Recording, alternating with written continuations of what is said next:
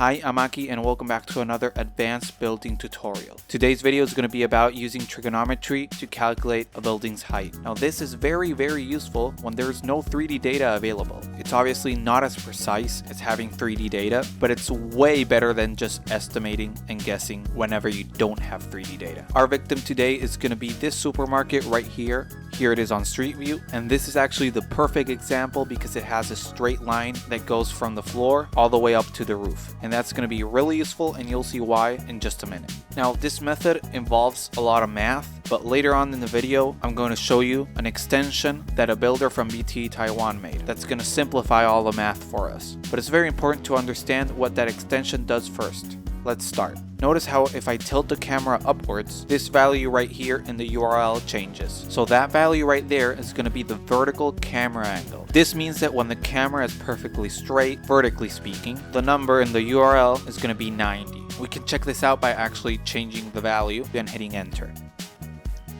And there we have it.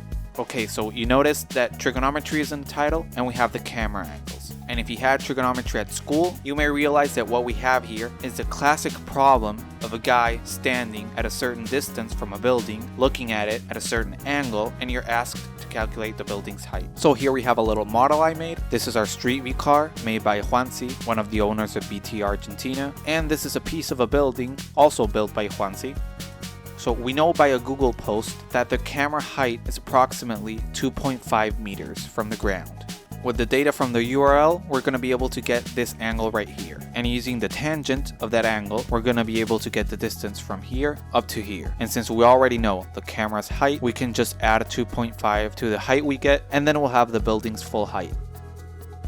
Great, so we're going to go to this web page right here, which will show us the center of our screen. Don't put it in full screen mode because Google Maps is not a full screen app, but rather it's in the browser. So what we're going to do is physically mark the center of our screen using a little piece of tape. I used a pen to make a little crosshair on a piece of tape and attached that tape to my screen, making sure the little crosshair I drew lined it up exactly with the center of my screen. Now don't use some heavy duty tape that's going to leave your screen all icky. I recommend using something like masking tape or similar, something that has light adhesive.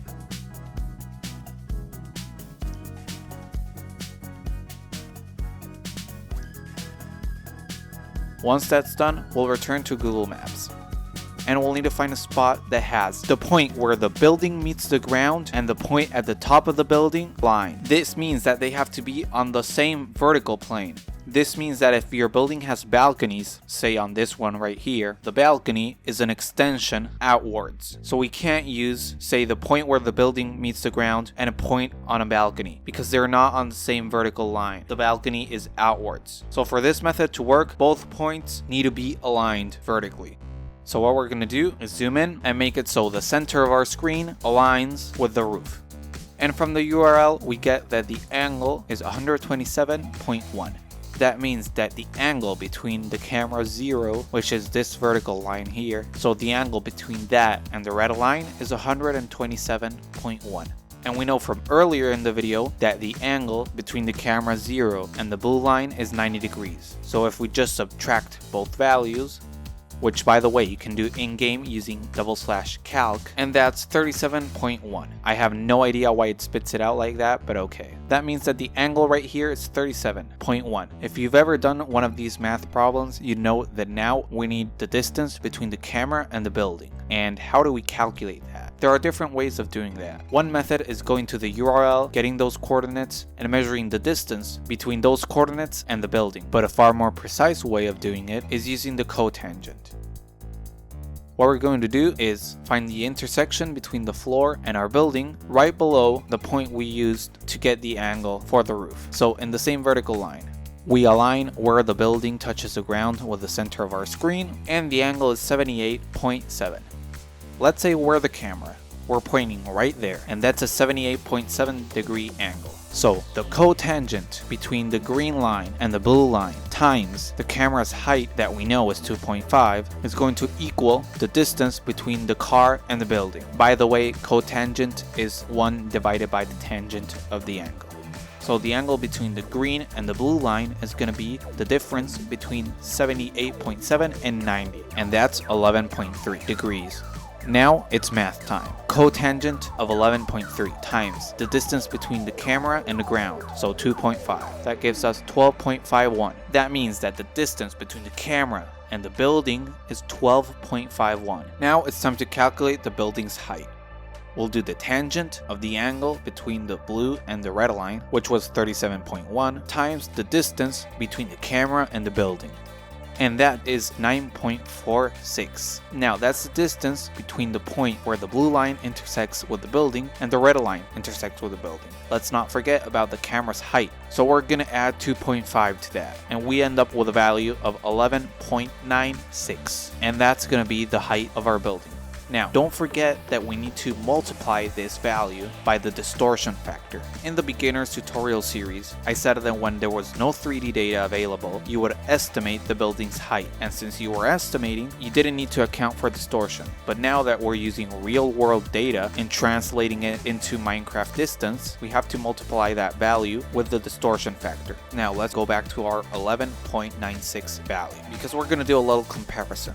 So I opened up Google Earth Web. A little comment on Google Earth Web. As you can see right now, it says that the street is at 9 meters over sea level. Now, the street is probably not at 9 meters over sea level, but rather some value close to 9, and then Google rounds it up. Now, you would think Google Earth Pro and Google Earth Web, being from the same company and the same data set, would have the same rounding up system. Well, they don't. And this can result in Google Earth Web being a meter off of Google Earth Pro. So I recommend using Google Earth Pro, not only because it's standardized and build teams use Google Earth Pro, but also because Google Earth Pro has a lot of cool tools in it, including an easy way to get coordinates and some tools that we're going to use later on in this series. I'm using Google Earth Web as a quick way to compare our results using trigonometry and what the 3D data actually says. So please use Google Earth Pro and don't use trigonometry if you have 3D data. Please do not waste your time. So we can see the supermarket's roof is at 21 meters and the street was at 9 meters. Some quick maths and you'll realize that that gives us 12 meters. Now, compared to the 11.96 that we got using trigonometry, I'd say that's pretty good. Now, let's go to that little extension I mentioned earlier. So instead of looking for the center of our screen, using some tape to mark it down, this extension is going to do that for us. A big thanks to Longhi. I'm sorry if I'm not pronouncing that correctly. Like I said earlier, this is a builder from BTE Taiwan that developed this extension. And we're going to follow these installation steps. We're going to go to our extension manager and click up here where it says developer mode. Before downloading the extension, some things to keep in mind. The 2 points must be on the same vertical line. Street view must have been captured by a street view car and not a street view trekker. Some paths or narrow streets are captured by a trekker, which is a guy that has a camera on his back. And the building and the car need to be on the same height plane. Quick edit here, since filming this video, Longhi has actually added into the extension a way to compensate if the car and the building are at different heights, and if it's a Google Street View car or a trekker. So, out of the 4 rules on the GitHub, number 3 and number 4 are not necessary conditions anymore. Going back to the GitHub, we'll download the folder. So we're going to extract the zip file, and there's our extension folder. Now we'll go back to the extension manager and click on Load Unpacked. Then we select the extension folder we've just downloaded. Going back to Google Maps, we click the extension, we click on Toggle Extension, and we refresh the page. And not only is the center of our screen now marked, but we now also get a little menu. Going to our first point, we align where the building meets the ground and select it. We can see that it automatically picks up an angle of 78.73, and following the same vertical line, trying really hard not to move the camera to the side, we find and select our second point. And we get a height of 12 meters. That's exactly what we got using Google Earth, and that's 0.04 meters off of what we got using our own calculations. And keep in mind, while doing those calculations, I rounded those values up, so the margin error is even smaller. So that's it for this method. Like I said, this is very, very useful when having no 3D data. Don't use it if you have 3D data because you'll just waste time. And something I forgot to mention is that the extension will stop working if you move the folder or delete it. So make sure if you want to move it to reinstall the extension, add the new folder path. And I'll see you in another episode. Bye!